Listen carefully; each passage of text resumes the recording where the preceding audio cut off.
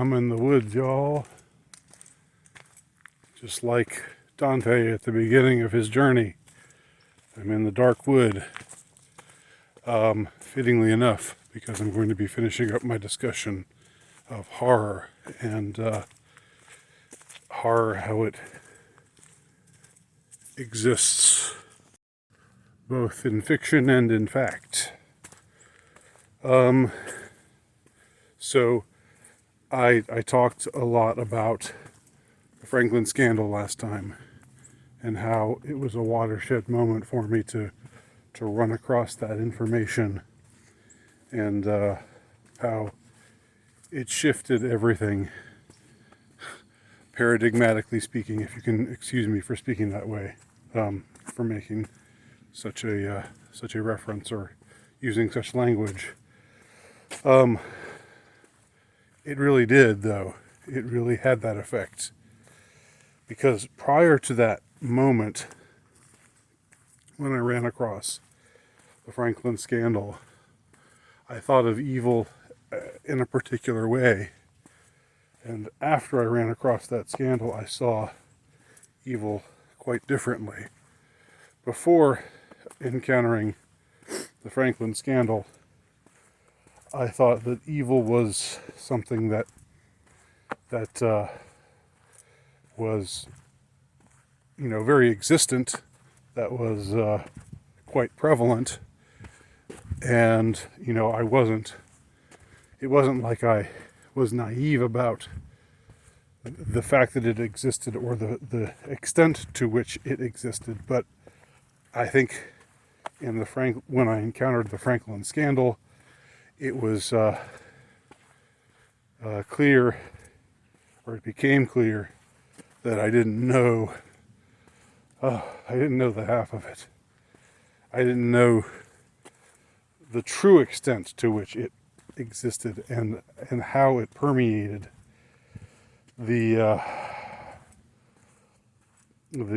full spectrum of things in our world, in our realm.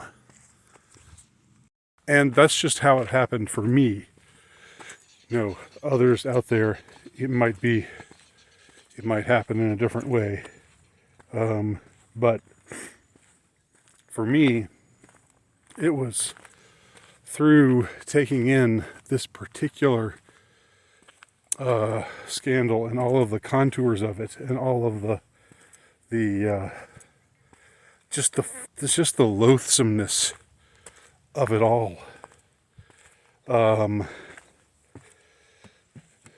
and the complicity with which the authorities were drenched in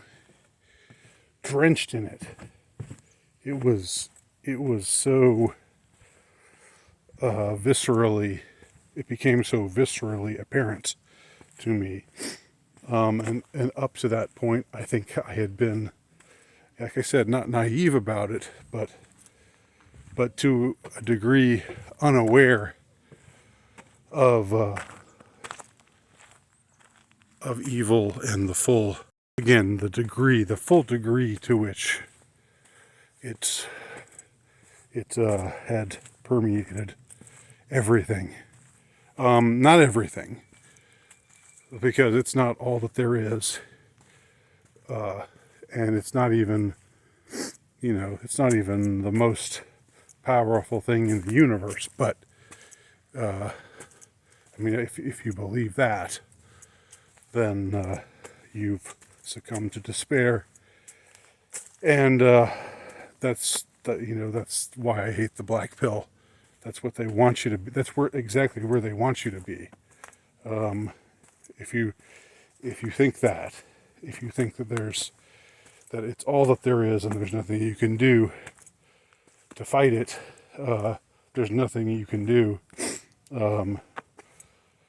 because the principalities and powers, thrones and dominions are the truly powerful force in this world, and in any other world, if that's what you actually believe, then you're already lost. You're already dead. So it's a balancing act. You have to acknowledge the extent of it, while at the same time not falling prey to the temptation to think that this is all that there is. That this foul, abhorrent, unnatural, disgusting, appalling, wretched,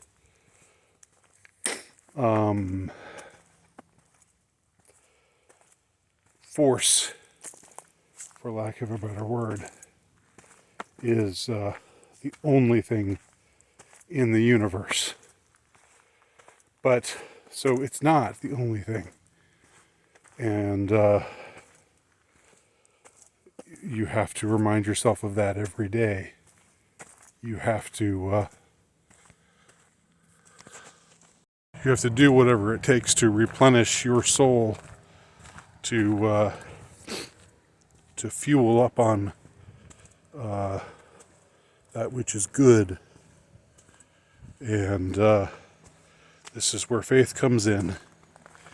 And it's not for me to say exactly how, faith should operate in your life. I'm not qualified to tell you that, but I do feel strongly that faith must play a role. It's something that if you choose to do without it, you are lost, and you are truly vulnerable to the evil that I have been describing, and which became so apparent to me in investigating the Franklin scandal. So I think the role of the artist is to call attention to this evil, to call attention to the truth of its factuality, and the extent to which the distressing extent to which it permeates the principalities and powers and thrones and dominions of this world in which we find ourselves, while at the same time showing a way forward, showing a way through. You cannot just leave your reader in despair. You have to shake him up a little, your reader, your viewer, whatever kind of art it is that you are attempting to forge. Show him what is real and what is true. You can't just sidestep it.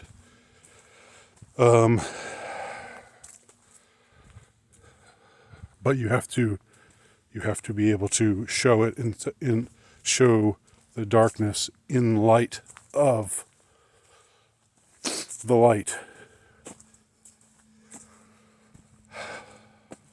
So this is how I came to see horror, this genre of horror, differently than I did when I was a youth, and I really didn't like it, and I really shunned it, and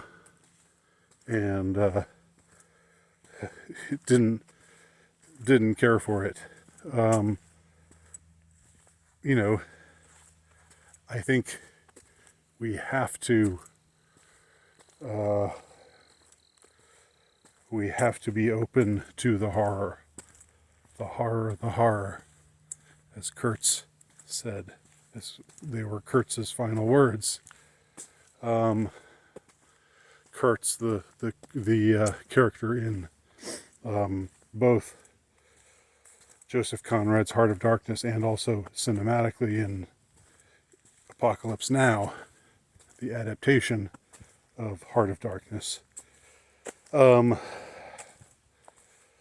He was somebody who succumbed to the horror and let it inside of him and let it possess him, just like Othello, just like Macbeth, and just like Anakin Skywalker / Darth Vader. There's something about seeing a good man fall in this way.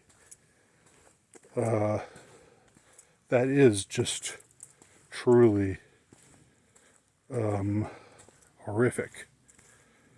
And there's something about seeing, moving it into the Dantean regions, if you want to come there with me, there is something about seeing these damned souls who were created to be good, but who chose to be evil instead. They chose where they wound up.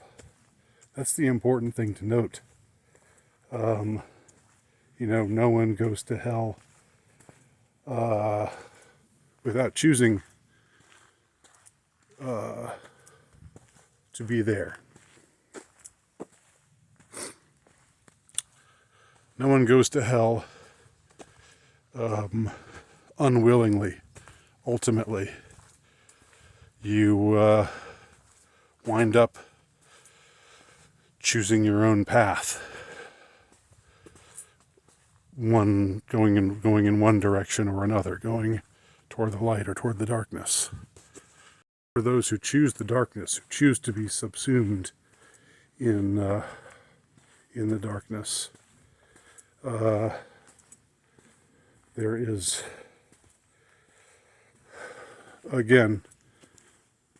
the most profound horror, I think.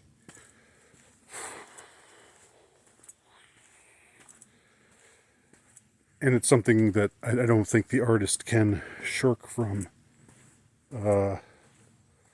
depicting if he wants to show the reality of how things are,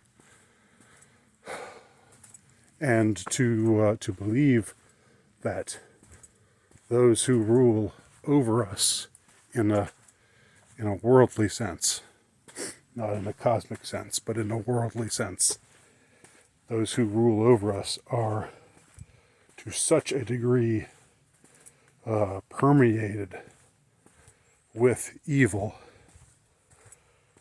That's a conclusion you cannot escape if you look into something like the Franklin scandal or so many other things. It becomes obvious, it becomes apparent, it becomes undeniable who these people are. And that they are only masquerading as instruments of justice when they are anything but that. So I think that's a good place to wrap this whole discussion up. Again, for those of you who found this helpful, who wanted, who were interested in hearing me talk about this, I hope that it was helpful. This 3-part series,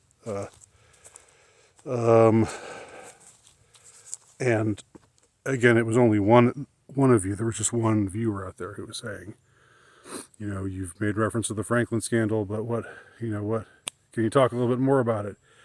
You know, again, I had spoken more about it, but I think that the time where I had gone into more detail about it was lost because it was on my old channel.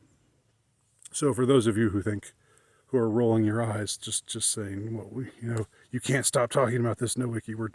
We know, we've heard it already. I mean, I apologize if that's you, and if this is redundant. It's not something that I take delight in talking about, but it is a very sobering thing. So it's something that I have to return to every now and then. But also, you can't return. I want to reiterate this: you can't return to such darkness without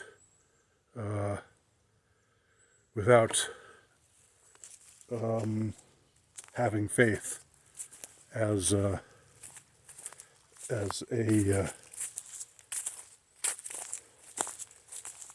protectorate, as some means of protection.